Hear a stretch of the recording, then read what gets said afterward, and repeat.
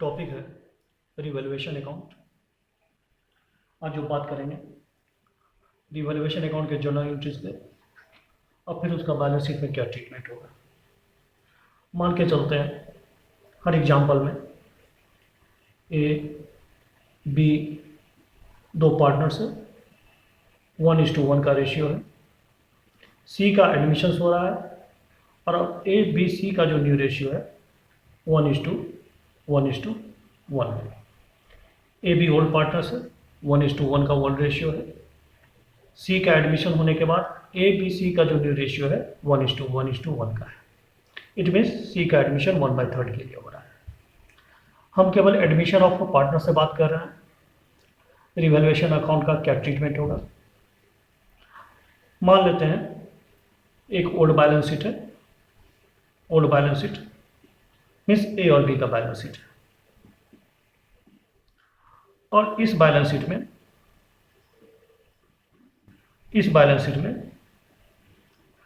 Furniture है 100 और informations में है कि furniture is increased by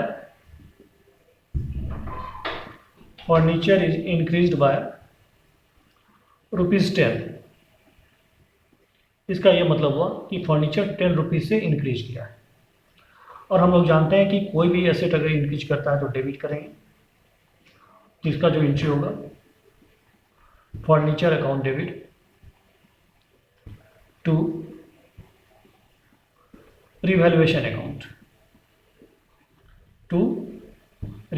account और 10 रुपीज़ होगा। अगेन इस रिवैल्यूएशन का जो भी प्रॉफिट है ए और बी के बीच डिस्ट्रीब्यूट होगा, प्रीवियस वीडियो में बता चुके हैं।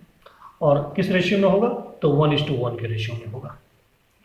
जब हम बैलेंस शीट बनाएंगे, जब न्यू बैलेंस शीट बनाएंगे, balance sheet of A B and C, तो याद रखना है कि उसमें जो फर्नीचर हम लोग दिखाएंगे, उसमें जो फर्नीचर का जो वैल्यू होगा 100 प्लस 10, 110 होगा। केस नंबर 1 है। केस नंबर 2 की बात करें, अगर क्वेश्चंस में लिखा हुआ हो furniture is to be increase to, furniture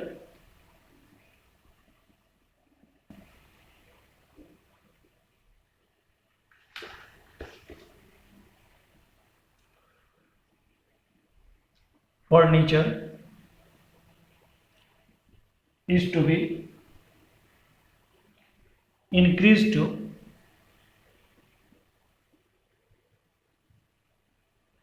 2। Word पे ध्यान देना है, पहले वाले क्वेश्चन में बाय वर्ड था, यहाँ पे 2 वर्ड है। फर्नीचर इज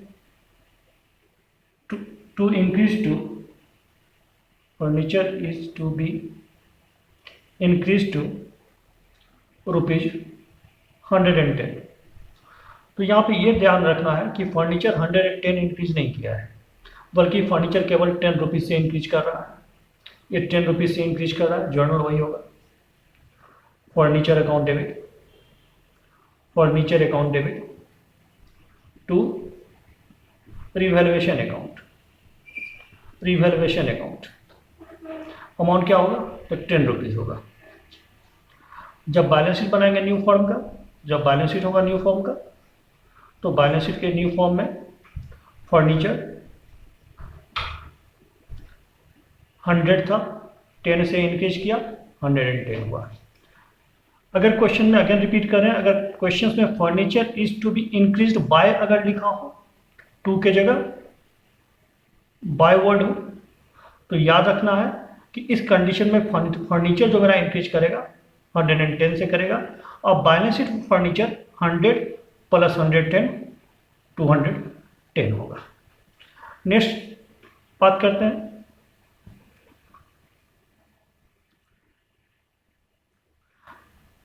बैलेंस शीट है, ओल्ड फर्म का है बैलेंस शीट,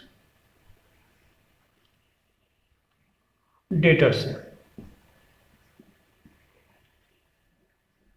मान के चलते हैं डेटर्स 100 है और provision for doubtful dates, provision for doubtful dates ₹10। इसके लिखने का एक तरीका और हो सकता है कि हम लोग बैलेंस शीट में इस तरह से भी लिख सकते हैं, डेटर को इनर कॉलम में 100 minus provision for doubtful dates 10, outer column में 90। दोनों में कोई अंतर नहीं है, डेटर्स 100 है, प्रोविजन इधर लिखा हुआ है, लायबिलिटी साइड लिखा हुआ है। और इसके इस तरह से भी लिखा जा सकता है इसी बैलेंस शीट को कि डेटर को एसेट्स में 100 आने दिया और प्रोविजन को माइनस कर दिया। और एडजस्टमेंट में है, all debtors are good, all debtors are good. अगर क्वेश्चन में ऑल डेटर्स आर गुड लिखा हो जिसका यह मतलब है कि अब प्रोविजन की जरूरत हम लोगों को नहीं है। और इस तरह से भी लिखा हो सकता है, all debtors are good,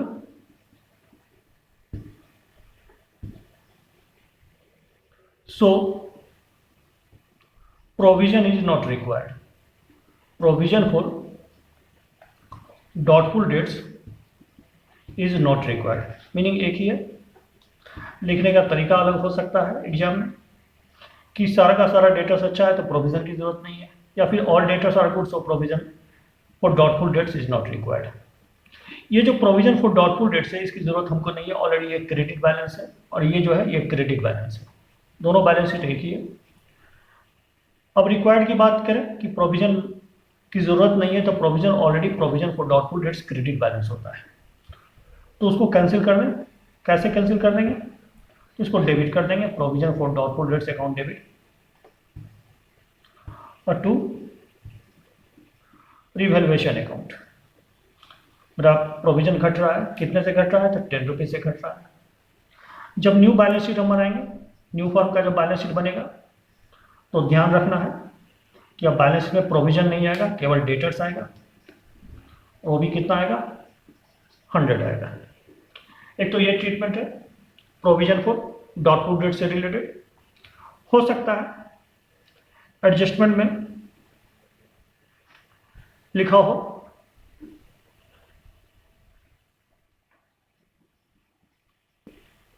adjustment हो provision is required, provision for doubtful debts is required 15%। तो प्रोविजन हमको 15% रिक्वायर्ड है और डेटर्स 100 है, 100 का 15% ऑलरेडी 15 होता है। 15 में ऑलरेडी मेरा जो प्रोविजन है 10 का किया हुआ है, तो 5 रुपये प्रोविजन और करना होगा, प्रोविजन क्रेडिट करना होगा to provision for doubtful debts, कितने से? 5 रुपीज से, और इवैल्यूएशन अकाउंट डेबिट हो जाएगा 5 रुपीज से। फिर जब बैलेंस शीट हम बनाएंगे न्यू फॉर्म का, बैलेंस शीट जब न्यू फॉर्म का बनेगा तो डेटर्स होगा 100 और प्रोविजन फॉर डाउटफुल डेट्स पहले 10 था और 5 और हो चुका है तो 15 होगा। इस तरह से लिख सकते हैं, या फिर डेटर से प्रोविजन माइनस करके 100 माइनस 15 85 लिख सकते हैं। इस तरह से भी किया जा सकता है। अगर क्वेश्चन में मेंशन हो provision for doubtful debts is required 5%, तो इसका मतलब है कि हमको 5% ही प्रोविजन करना है, या इसको 7% करते ज़्यादा इजी होगा समझने में। 7%, तो 100 का 7%, 100 का 7% 7 होगा, और प्रोविजन हमको 7 रुपीज़ चाहिए। ऑलरेडी प्रोविजन कितना किया हुआ है? प्रोविजन 10 रुपीज़ किया हुआ है, प्रोविजन 10 रुपीज़ किया हुआ है, यानी प्रोविजन एक्चुअल में 7 होना चाहिए, यानी प्रोविजन 3 रुपीज़ से कम हो रहा है, कम करना है। तो अगर प्रोविजन को कम करना होगा तो प्रोविजन को डेबिट करना होगा, provision for doubtful debts account debit कितने से कम हो रहा है, तो 3 रुपीज से, to revaluation account, to revaluation account 3 rupees. अब न्यू फॉर्म का जब बैलेंस शीट हम बनाएंगे तो वहां पे डेटर्स 100 होगा, और जो मेरा प्रोविजन है, प्रोविजन फॉर डाउटफुल डेट्स जो है, प्रोविजन फॉर डाउटफुल डेट्स 10 नहीं होगा बल्कि 3 से डिक्रीज कर चुका है, 7 होगा। इस तरह से भी लिख सकते हैं, या फिर डेटर को इनर कॉलम में लिख के प्रोविजन माइनस कर देते 3 रुपीज। एक ये भी तरीका हो सकता है। अगले क्वेश्चंस में ये मेंशन हो,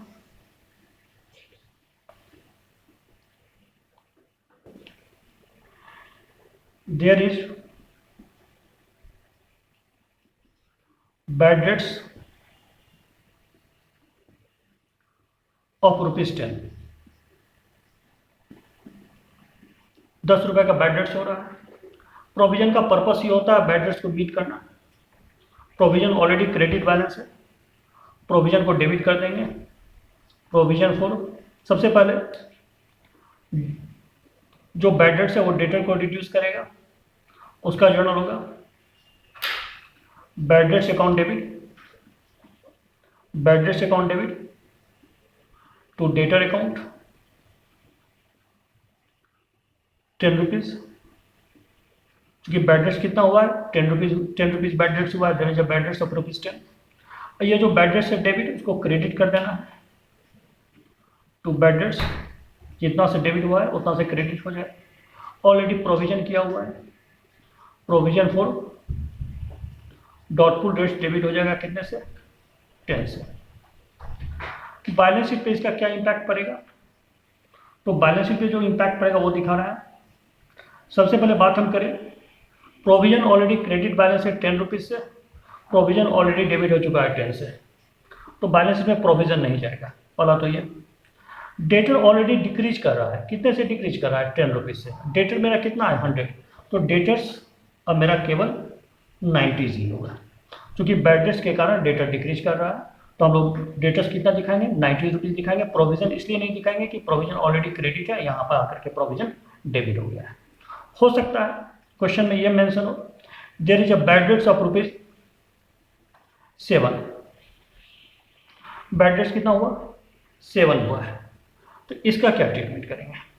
तो पहला एंट्री तो bad debts account debit to debtor होगा, जितना का बैड डेट्स होगा उतना से डेटर डिक्रीज करेगा और 7 रुपीज से डिक्रीज करेगा। फिर बैड डेट्स को हम लोग क्रेडिट करेंगे, बैड डेट्स को क्रेडिट करेंगे कितने से,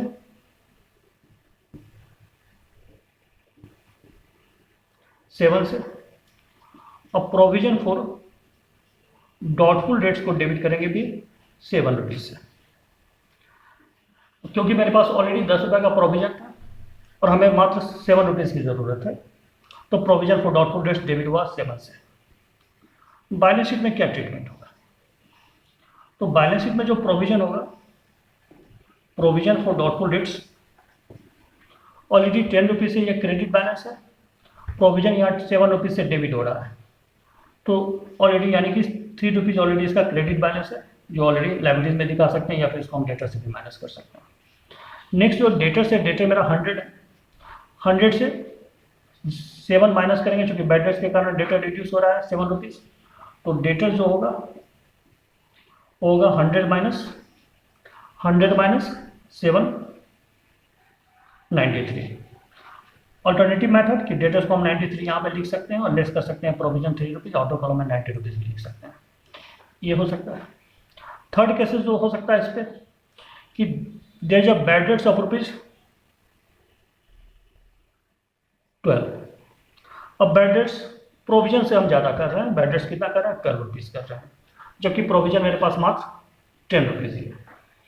तो बैड डेट्स जितना भी होगा वो डेटर को रिड्यूस करेगा, तो बैड डेट्स 12 है। इसके बाद बैड डेट्स डेबिट हुआ है 12 से, बैड डेट्स यहाँ क्रेडिट भी 12 से होगा, लेकिन जो मेरे पास प्रोविजन है ऑलरेडी 10 ही है, तो प्रोविजन यहाँ पे 10 होगा, और रेस्ट जो होगा 2 रुपीज वो चला जाएगा रिवैल्यूएशन अकाउंट में, रिवैल्यूएशन अकाउंट डेबिट। जब हम रिवैल्यूएशन अकाउंट बनाएंगे जब हम रिवैल्यूएशन अकाउंट बनाएंगे तो वहाँ पे लिखेंगे to bad debts 2 rupees. Balance sheet में क्या प्रेजेंटेशन होगा उसको ज़रा ध्यान से देखना है कि provision for doubtful dates already यहाँ पे क्रेडिट बैलेंस है 10 rupees, provision for doubtful dates already यहाँ पे डेबिट हो चुका है 10 रुपीज़, ऑलरेडी प्रोविजन नहीं जाएगा, प्रोविजन कैंसिल। नेक्स्ट बात हम करें, डेटर्स केवल रिड्यूस होगा कितने से 12 रुपीज़ से। बैड डेट्स के बारे में इसलिए नहीं सोचना कि बैड डेट्स ऑलरेडी डेबिट है और यहाँ बैड डेट्स ऑलरेडी क्रेडिट होकर के वो कैंसिल हो गया है। तो अब बात हम करें कि डेटर्स केवल रिड्यूस कर रहा है कितने से 12 रुपीज़ से, तो डेटर्स जो होगा मेरा 100 माइनस 12 होगा जो 88 होगा। अगर इस क्वेश्चन में प्रोविजन हम लोग नहीं दिखा सकते हैं, रीज़न है कि प्रोविजन का जो पर्पस था बैड डेट्स को मीट करने का वो ऑलरेडी पूरा का पूरा प्रोविजन से बैड डेट्स मीट हुआ है। और रेस्ट रिवैल्यूएशन अकाउंट डेबिट किए हैं 2 रुपये से, जिसका इम्पैक्ट यहाँ पे पड़ा है। जो भी लॉसेज हो उसको हम लोग ऑल पार्टनर्स के बीच ही और रेशो में डिस्ट्रीब्यूट करते हैं। तो अभी बैड डेट्स 2 रुपीज़ है, ऑलरेडी इसको बाय कैपिटल अकाउंट में ट्रांसफर कर देंगे। ए और बी के बीच इक्वल रेशियो है, ए और बी का 1:1 का रेशियो है, तो 1:1 के रेशियो में ट्रांसफ़र हो जाएगा। तो ये कुछ ट्रीटमेंट है जहाँ अक्सर कन्फ्यूज़न होता है कि बैड डेट्स से रिलेटेड क्या ट्रीटमेंट है, तो उस पर आज हम बात कर रहे थे। कि फिर से अगेन रिपीट करें कि प्रोविज़न मेरे पास 10 रुपीज़ था, चाहे इस क्वेश्चन को लें या इस क्वेश्चन के लें, दोनों एक ही बात है।